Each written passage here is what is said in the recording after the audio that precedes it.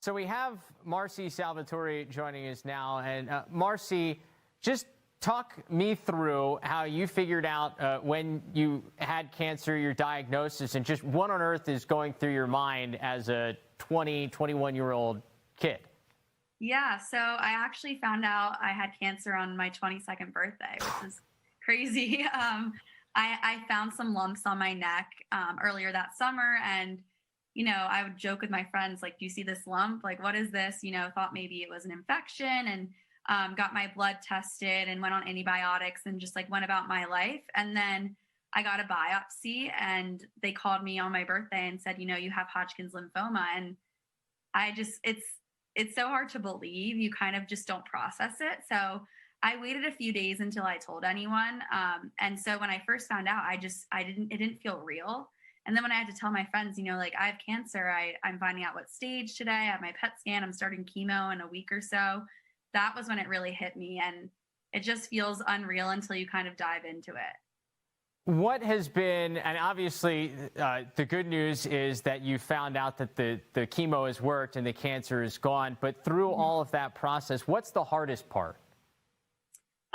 I would say the hardest part was staying positive because at the beginning, when I got the diagnosis, my doctors had said it's one of the more treatable cancers, but the word cancer itself is really scary because it can obviously be terminal. So at the very beginning of it, when I didn't know if the chemo was working, that was hard to stay positive because I was going through these like horrific side effects and just awful treatment. And to not know if it was going to get me towards my goal of being cancer free at the beginning was really tough. But then halfway through my treatment, my doctor, we had a halfway PET scan and showed that it was shrinking a lot. So I'd say the second half of my treatment, the side effects got more brutal, but my mental state got better because I knew I was on my way to being cancer free.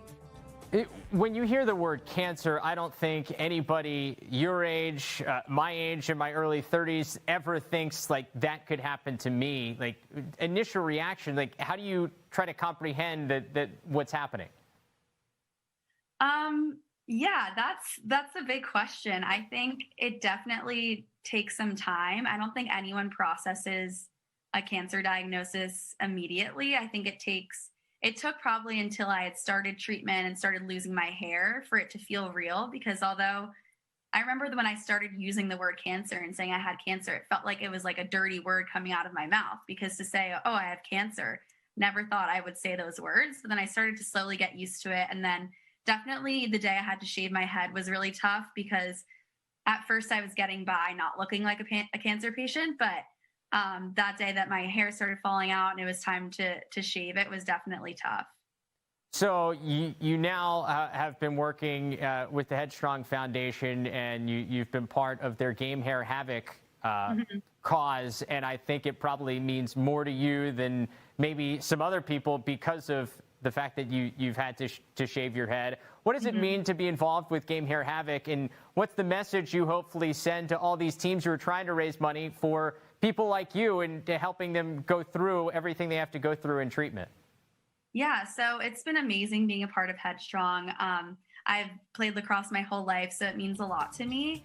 And to see, I follow Game Hair Havoc and Headstrong on all social media, to see all these teams, like all these amazing teams from college to high school, styling their hair and posting about it and raising funds, it warms my heart so much. And I know for some of these people, it kind of feels like they don't have a face to a name, like, "Oh, I'm raising this money for a great cause," but I don't know anyone personally affected. So I guess what I would say is to these people that are raising money is, number one, thank you so much. It like means so much to all these families that are affected by cancer, because a lot of people can't afford their treatment or can't afford to stay near a hospital that can accommodate their treatment. And then number two is, like, I was a regular girl lacrosse player in college, just like all of these girls, and you never really know when it could happen to you. So it really is like a real problem that hopefully no one has to ever experience, but hopefully I can be a symbol of like, cancer is brutal and it can happen to anyone. And it really can happen so unexpectedly. So to raise these funds for Game Hair Havoc just means so much to the cancer community. And I just want these people to know that there is like a higher cause and a group of people that are really benefiting from all of their fundraising. What was it like when you got that text from Mary Griffin, who you grew up playing with, and your first conversation about her diagnosis as well as yours? Yeah, so she had texted me and asked if she could call me. And at first, Mary and I were super close on our high school lacrosse team, but she was a few years younger. So I hadn't really talked to her in a while. I think she wished me best wishes when she found out about my diagnosis. So I'm thinking, what could this possibly be about? Like we don't talk that often. And then I called her and I was like, I had a pit in my stomach because I had a feeling it had to do with a similar cancer experience. And we ended up talking for like 2 hours and reconnected so much. And I think it meant so much to both of us to have someone that we knew really well. And we have very similar personalities and we handled the news very similarly. So ever since then, I've been so close with Mary. We talk all the time. And I know she's going to be a friend for life because cancer is something that just really connects people. But it definitely was, I was feeling so shocked and I felt so sad for her because I knew what it was like to get that news and not really know how to react. How has just the entire process and from diagnosis to treatment changed your perspective on everything? So I definitely have such a newfound perspective just for life in general.